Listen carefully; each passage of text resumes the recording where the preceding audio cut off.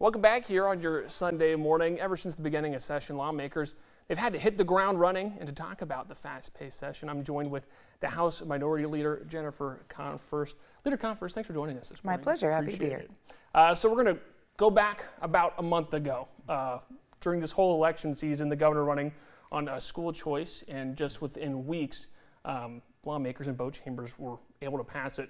I guess, what's the immediate impact, in your opinion, of that bill? Well, I mean, I think the immediate impact is that schools are going to have a really hard time knowing exactly how much they're going to have to, how many students they'll have this fall, how much budget they'll have. You know, we've also, the governor and Republicans spent, $107 million on private school kids, and then increased the exact same amount for all 485,000 public school kids. So they have, some budget woes to deal with as well as a result of the voucher scheme, for sure. And obviously, when the debate for SSA for the public education increase in funds come about, every year you have an amendment too, talking about what your plan would do. I mean, I guess, what do you view your role as now? Obviously, with Republicans gaining seats in the House chamber, I mean, what's your role to communicate with the people of Iowa? I think accountability and transparency. Mm-hmm. So holding Republicans accountable for what they're doing versus what they said they would do during the campaign, right? We know that a lot of the things that Republicans have done already are things Iowans didn't want them to do, or at least disapprove of in large numbers. So we continue to hold Republicans accountable, and then transparency, letting them know this is what Democrats stand for, this is what we're proposing, and contrasting that with what Republicans are doing. And I think that that's just the most honest and straightforward way we can talk to voters.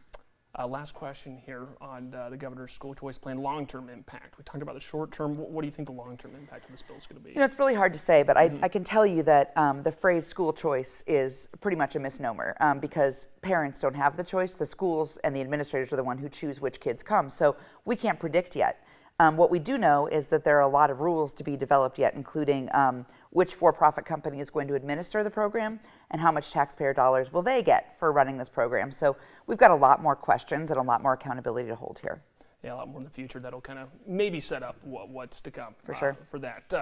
The governor also having a sweeping education bill, including several bills that are in both chambers. Let's start with this one, the House bill restricting LGBTQ plus education in grades. It was K through 3, but it got expanded to K through 6 in the House Education Committee last week. What do you make of that?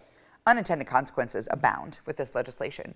You have the fact that maybe you can't talk about a mom and a dad and a brother and a sister in a family if we're no longer talking about gender identity, or if there's a child who has two moms or two dads. Is that allowed to be talked about in the classroom anymore? What about the fact that a kid who just wants to live their life and just be who they are they now erased from the classroom experience because they can't talk about who they are? Unintended consequences are rife in this bill. I think it's a sledgehammer to deal with a little tiny issue that, frankly, I don't even think exists. But if that's what they wanted to do, there are much better ways to approach this. And you kind of alluded to it there, an issue that maybe doesn't exist. I've seen anecdotal stuff out there. Maybe parents have seen anecdotal stuff. Do you think that's what there's been an outpour of public comments we've seen at subcommittee meetings of people on both sides of it. I mean, do you think that's what the concern is for these parents in the state on the other side of the issue than you? Is it these anecdotes that they're seeing? Is that what they're concerned about? I worry a little bit that we're following a national playbook here. Right. The Republicans are following a national playbook. We see these bills all across the country. Mm-hmm. And I worry that some of those stories that make their way around social media either aren't happening here in Iowa or aren't happening at the level for which they're being expressed. Or finally, maybe there already is a system in place. If there's a book that has concerning material, we already have a system, to work through whether or not that book should be in the library at a school. So we don't need to legislate here because we've already got policies in place. So again, it seems to me that this is really about following a national playbook and really mostly about politics. And curriculum versus what's available in the library too. Those are two separate things for what's being taught and then what's just available for a student to go check out. Without question. And I think that, one of the things that Iowans agree on is that I can decide what book my kids read. You can decide what books your kids read. You can't decide what books my kids read. And so that's why in the classroom and in the libraries, we've got alternatives and options. Look, teachers have thought of this. They've done this in a way that's welcoming and open for kids across the state. I don't know why we need to put Des Moines values and Des Moines fear-mongering on the rest of the state.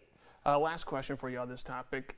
Is there a middle ground anywhere that you see on this, or is any type of giving up, that might be a bad term to use, but just isolating these kids even more. Look, I think that House Democrats are simply not going to be able to support any legislation that's going to make kids feel less welcome or less safe at school.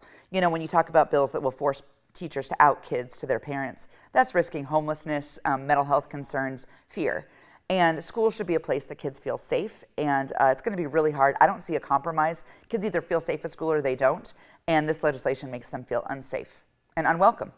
All right. Well, hey, after the break, we're going to be talking property taxes, what Iowa Democrats should do for the upcoming caucus season during the 2024 election season.